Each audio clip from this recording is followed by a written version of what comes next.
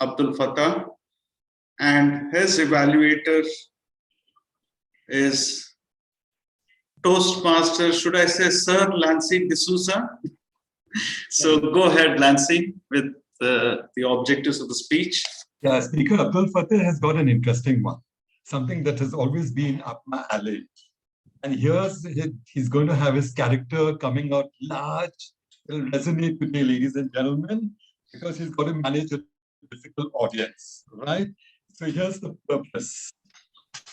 Interesting. And it says here, the purpose of this project is for the member to practice the skills needed to address audience challenges when he or she presents outside of the Toastmasters Club. Of course, he's doing it within the club out here. He's got to deal with a lot of disruptions in it, managing a difficult audience. It's 10 to 15 minutes a timer, kindly note that. And yeah. Toastmaster of the day, Raji, you want to do the honors of reading out the speech title? Take it away. Yeah, thank you, Lancy.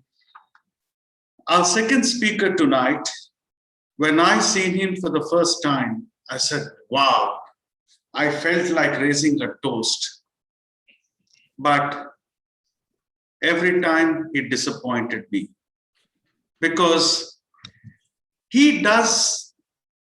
there is no consistency because he does something which you don't expect all the time. You expect something, he does something different. He comes up with everything new. And whenever he does something, he does 100%, which is against my policy. I only do 50%. So that's why I dislike him a lot. But still, they say you should always think outside the box. But unfortunately, this Toastmaster is always outside the box, and he's never inside the box. So that is our second speaker, Abdul Fattah. Please help me welcoming him with a thunderous round of applause. Over to you, Fattah. Ladies and gentlemen, I have a presentation today called Wisdom and Knowledge. But before I do so, I would like to welcome you and good evening to you all. I have one question. This is, as you all know, a tomato. I had it in the freezer, as you can hear. So I'm doing this project several times. So I'm not going to buy many tomatoes. Now, can I show, by show of hands, who tell me that they think this is a vegetable? Vegetable? Tomato is a vegetable. Show of hands. All right, 1, 2, 3, 4, 5. Thank you. Who says that the tomato is a fruit? 1, 2, only 2. Thank you very much. We will find out later. Now, knowledge and wisdom. Before I tell you this, 5 years ago, my twin brother passed away, and that was very sad news for me. We were together like nothing else. Nothing can separate us. We even graduated together. Now, how we used to get knowledge those days, because we were both born in the 50s, we used to go physically to the library, actually physically, and look at books, whatever, and then spend hours. But when we come back home, we have a lot of time together. We have fun, we enjoy life because we have time. But nowadays, the way we acquire knowledge is through this technology, internet, gadgets, and it's taking all our times. There is no more time for family time or for friendship. So let me, ladies and gentlemen, start sharing with you my presentation on knowledge and wisdom. Can you actually see my presentation? Okay, now here we go. Knowledge and wisdom. Let me just do something very quickly here before, yes, here we are, share, play, and play slideshow. As you can see on the left-hand side, people are trying to get knowledge, including that little boy who's sitting there in Manila drinking Coca-Cola, because you get knowledge also by visiting other countries. And on the right-hand side, you've got all these wise people from different cultures and different countries. Wait a second. I would like to interrupt. Okay, yes, there are some good leaders over there on the right-hand side, but what is your photo doing in between of all of this? This is not acceptable. Are you comparing yourself to Mahatma Gandhi and King Abdullah and APJ Abdul Kalam? It's a very good observation, No, Toastmaster no. Anas Gayas. I appreciate that. What my picture is there for the reason because I'm inspiring. I'm looking at them as a role model, and I'm trying to learn from them. That's why my picture is there, and I hope that answers your question. So, having said that, ladies and gentlemen, let's now start with the presentation. Okay, I'm just having a little glitch here. If you don't mind, just hold on, please. This is not supposed to be there. Preparation is important. No, I'm just having a small glitch, which I'm trying to solve because I cannot see the cursor. All right, start over again. So now knowledge. Knowledge is something which how do we acquire knowledge? The question comes. And how do we acquire wisdom? Now, as you can see, the tomato is still appearing with me. And some of you said fruits, some of you said vegetables, but we'll come to that later. The way we acquire knowledge is by going to school, going to university. We get degrees, masters, PhD. We get knowledge through research. We get knowledge through investigation. We even get knowledge through observation. When we go to places, we open our eyes, we listen, we observe things, and we see things. And we also get knowledge through experience. A number of years we are on a job or learning from others, learning from on the job itself. That's how we get knowledge. And of course, as we all know, knowledge is a continuous process. And that's what our guru of leadership and management, Peter Drucker, said. Learning is a long process. Okay, so how do we get wisdom? Well, we get wisdom through several ways. One is stepping out our comfort zone. Now, I will never forget when I was a general manager of a five-star hotel, and then I've been asked by my friend to go and run a hospital which was making a loss, 7 months not paid. It was a suicidal mission, and I accepted it. It was so hard for me to make such a decision to leave after 25 years from a five-star hotel, eating langoust and eating caviar and having good service to a hospital which is really on the verge of collapse. So by getting out of your comfort zone, you actually acquire wisdom. Second thing is learning from failures.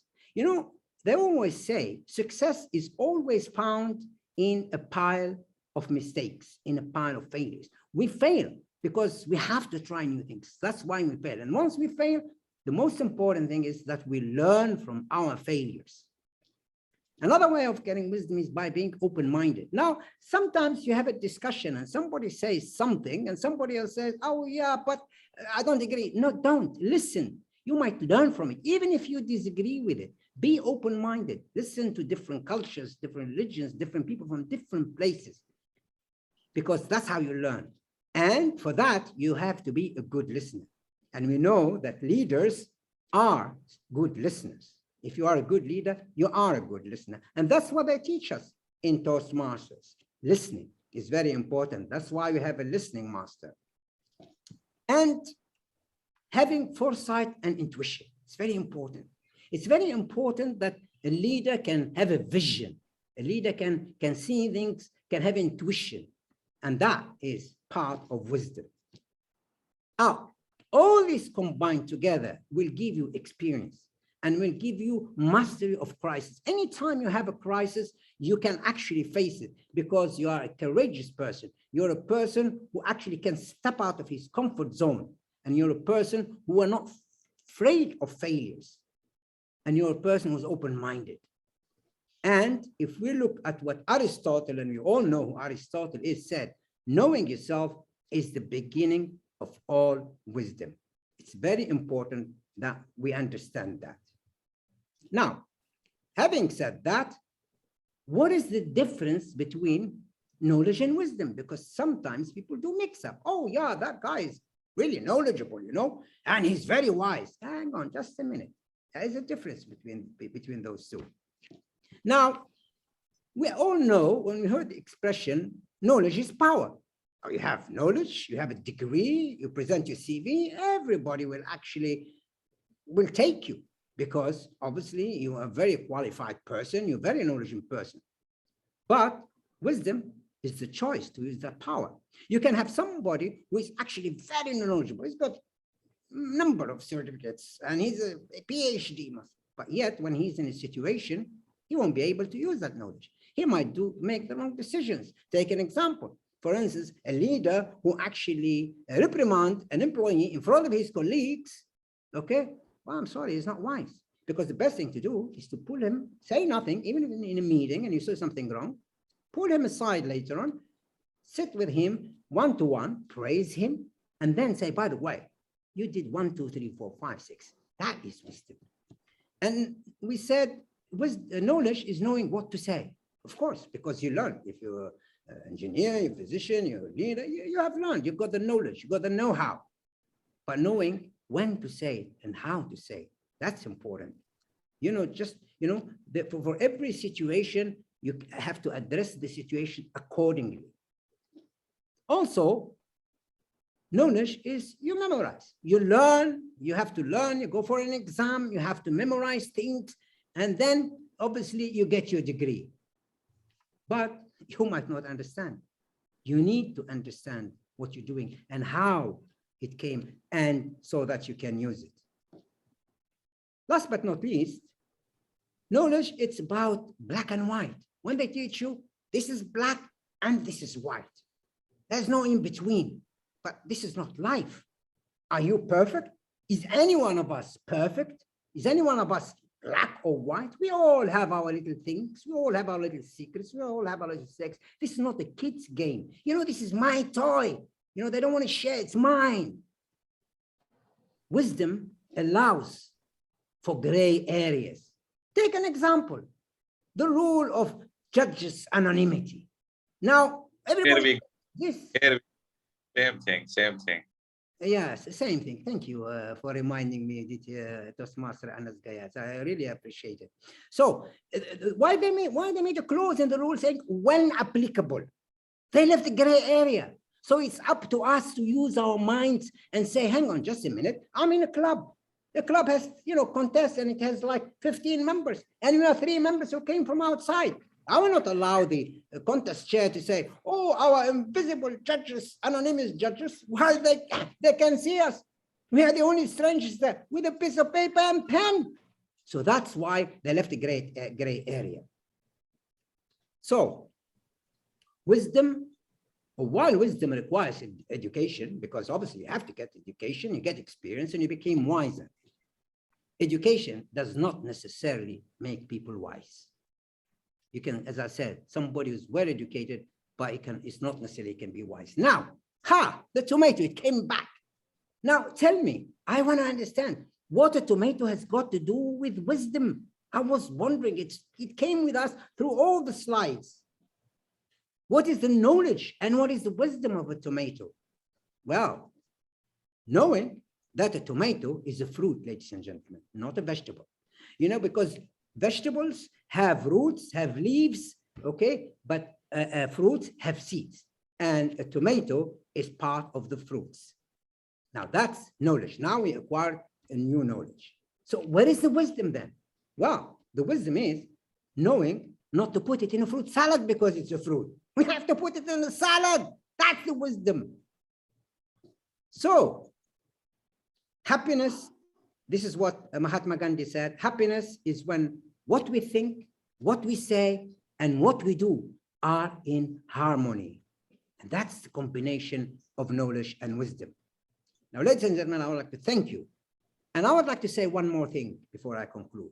No matter how far you go in life, you become a general manager, CEO, whatever, never, ever, ever forget to be grateful to those who have helped you to be the way where you are. And that's why I am grateful. Appreciation is a wonderful thing. It makes what is excellent in others belongs to us. If you're good listeners, if we listen, if you learn from mistakes, if we mingle with people who are actually with knowledge and experience, trust me, we will learn from them. And that's why I have learned from so many. And I'm grateful to my mentor, DTM Sheikh Shakil Anjum, who took me by my hand. I remember actually when he tried to introduce me to this and said, what is those masters? Leaders are made. Oh, come on, leader. I've been a leader for 40 years. And for 2 years, he kept persistently following the Muhammad Dosan Hospital to become a corporate club. And he eventually became a corporate club. And we have learned, and I have learned, and I thought, you know, I can never learn, but I've learned a lot, and I'm still learning. And my second mentor who took over after him is DTM Nazir Al-Qasim, who also I appreciate. And I salute both of them, and I thank them for what they have helped me to come the way I am. That is wisdom. Wisdom is to be grateful and to appreciate others, no matter how far. Thank you very much for listening to me, and thank you very much for not interrupting me. I was looking for more. Thank you very much. Back to So you. you don't have a Q&A? Back to you, Toastmaster of the day. Got you. Thank you, Abdul Fateh. You know, I now know a couple of tricks of the trade. Okay, great. Okay, now we move to the next